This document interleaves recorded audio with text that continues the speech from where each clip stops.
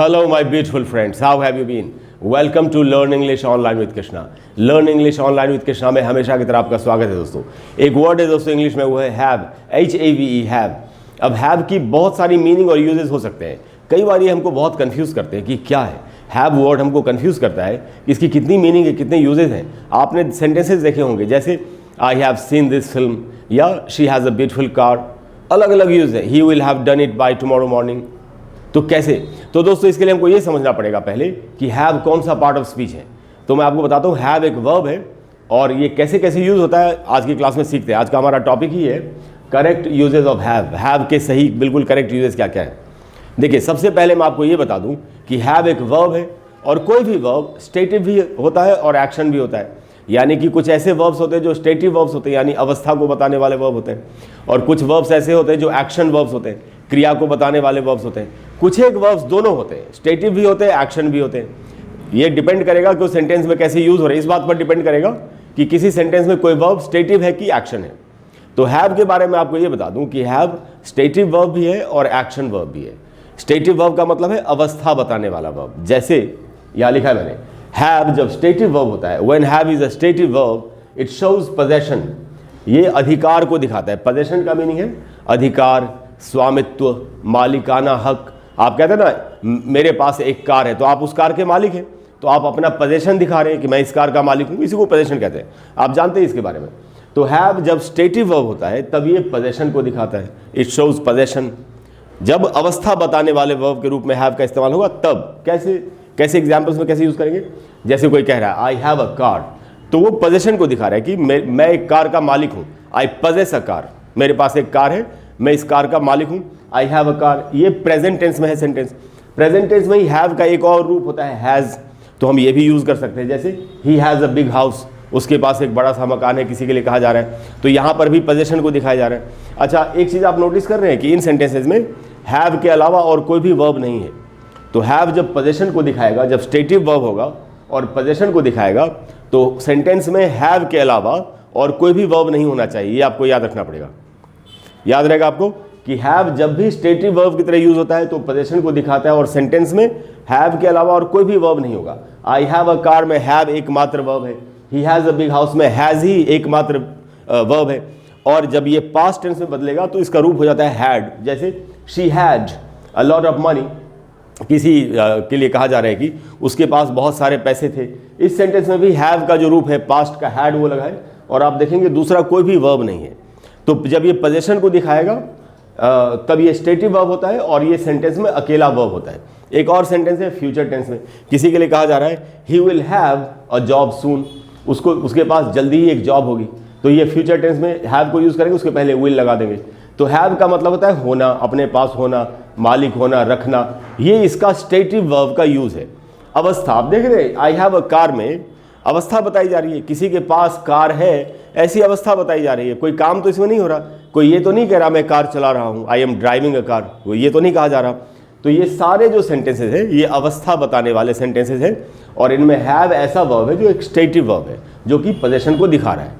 ये एक यूज था इसका। अब जब हैव को आप एक्शन वर्ब की तरह यूज करेंगे जिससे क्रिया का पता चलता हो, तब क्या होगा, तब कैसे यूज करेंगे, तब इसके कितने यूज है, दो यूज है। देखिए, हैव एक्शन वर्ब की तरह दो तरीके से यूज होता है। एक तो ऑक्सिलियरी वर्ब के रूप में, यानी कि सहायक क्रिया के रूप में, और दूसरा मेन वर्ब के रूप में, मुख्य क्रिया के रूप में भी। अच्छा, ये मैं आपको बता दूं, ये जो स्टेटिव वर्ब के रूप में हैव यूज हो रहा है, तो हैव ही मेन वर्ब है, क्योंकि सेंटेंस में और कोई दूसरा वर्ब है ही नहीं। अगर सेंटेंस में एक ही वर्ब हो और उसके अलावा और कोई भी दूसरा वर्ब नहीं हो, तो फिर वो कोई भी वर्ब हो वही मेन वर्ब कहा जाएगा। जैसे हमको बताते हैं ना कि इज, एम, आर, ये सब हेल्पिंग वर्ब है। नहीं, जरूरी नहीं है। अगर सेंटेंस में एक ही वर्ब होगा, जैसे ही इज अ स्टूडेंट, तो उसमें इज ही एकमात्र वर्ब है, दूसरा कोई वर्ब तो है नहीं, तो फिर इज ही मेन वर्ब होगा। उसी तरीके से I have a car, he has a big house, she had a lot of money and he will have a job में हैव ही मेन वर्ब है। जब वो स्टेटिव वर्ब होता है तो यही मेन वर्ब भी होता है और पोजीशन को दिखाता है। लेकिन एक्शन वर्ब के रूप में ये दो तरीके से यूज होगा, ऑक्सिलियरी वर्ब यानी सहायक क्रिया एंड मेन वर्ब मुख्य क्रिया। तो देखते हैं कि ये कैसे कैसे यूज होता है। ऑक्सिलियरी वर्ब यानी कि हेल्पिंग वर्ब के रूप में ये परफेक्ट टेंसेज में आपको यूज होता हुआ दिखाई पड़ेगा। प्रेजेंट परफेक्ट में, पास्ट परफेक्ट में, फ्यूचर परफेक्ट में। देखिए, ये प्रेजेंट परफेक्ट का सेंटेंस है। जैसे I have seen this film, कोई किसी फिल्म के बारे में बता रहा है, मैं ये फिल्म देख चुका हूँ। इस सेंटेंस में हैव एक ऑक्सिलियरी वर्ब है, हेल्पिंग वर्ब है, और सीन जो कि सी का थर्ड फॉर्म है वही मेन वर्ब है। तो आई हैव सीन दिस फिल्म में हैव हेल्पिंग वर्ब है यानी ऑक्सिलियरी वर्ब है और सीन इसका मेन वर्ब है। दूसरे सेंटेंस में he has done his homework, वो अपना होमवर्क कर चुका है, इसमें हैव का रूप हैज़ लगा, एक ही बात है, हैव और हैज़ एक ही चीज़ होते हैं। तो ही हैज़ डन में हैज़ ऑक्सिलियरी वर्ब है, हेल्पिंग वर्ब है, और डन मेन वर्ब है जो डू का थर्ड फॉर्म है। He has done his homework, वो अपना काम पूरा कर चुका है। एक पास्ट में चलते हैं, पास्ट परफेक्ट में, she had informed everyone about the meeting, उसने हर किसी को मीटिंग के बारे में सूचना दे दी थी। तो शी हैड इन्फॉर्म्ड में हैड ऑक्सिलियरी वर्ब है और इन्फॉर्म्ड मेन वर्ब है। तो एक यूज है हैव का एक्शन वर्ब के रूप में कि वो ऑक्सिलियरी वर्ब की तरह परफेक्ट टेंसेस में इस्तेमाल होता है।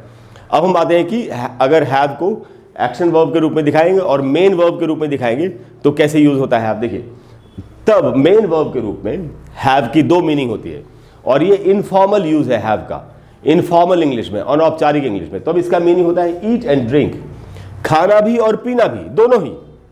ये एक्चुअली ये कंफ्यूजन का कारण है, कई बार लोगों को ये बात नहीं पता होती।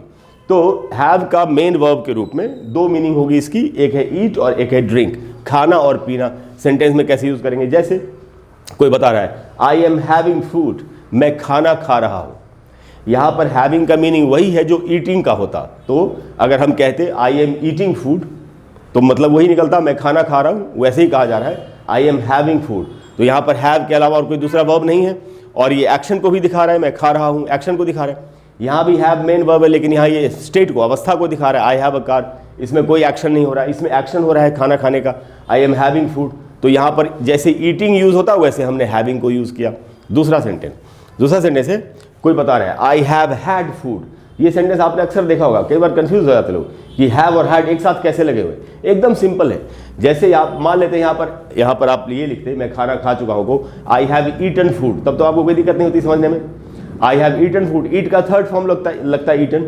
तो जब हैव की मीनिंग खाना होती है तो हैव का थर्ड फॉर्म होता है एक्चुअली हैड। तो जैसे हम बोल सकते थे आई हैव ईटन फूड, वैसे हमने कहा आई हैव हैड फूड। बात है मैं खाना खा चुका हूँ, एक ही बात है। तो आई हैव ईटन फूड या आई हैव हैड फूड। अगर ये पास्ट टेंस में होता आई हैड ईटन फूड, मैं खाना खा चुका था, तो भी हम हैड का थर्ड फॉर्म लगा सकते थे, आई हैड फूड, वैसे भी बोल सकते थे। लेकिन आप किसी भी तरीके से यूज कर सकते हैं, आपकी मर्जी है। और एक है दोस्तों पास्ट टेंस में शी वॉज हैविंग टी, वो चाय पी रही थी।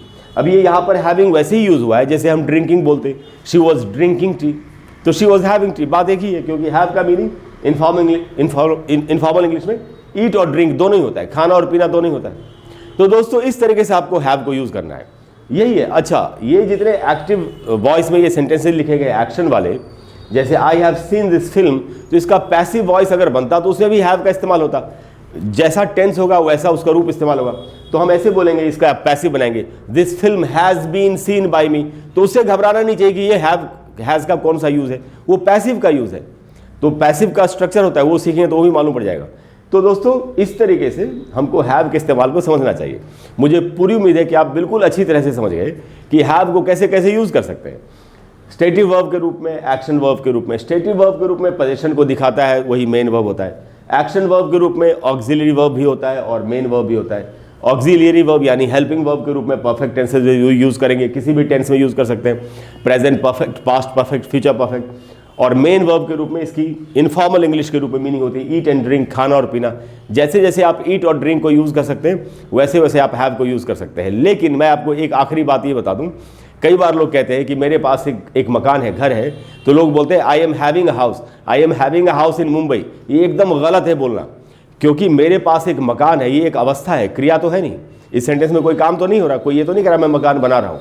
इसीलिए अगर कोई ये बोले I am having a house in Mumbai, तो इसका मीनिंग हो जाएगा मैं मुंबई में एक मकान को खा रहा हूँ। इसलिए अगर ये बोल रहा हूँ कि मेरे पास मुंबई में एक मकान है, तो कहना चाहिए I have a house in Mumbai. ये करेक्ट यूज है।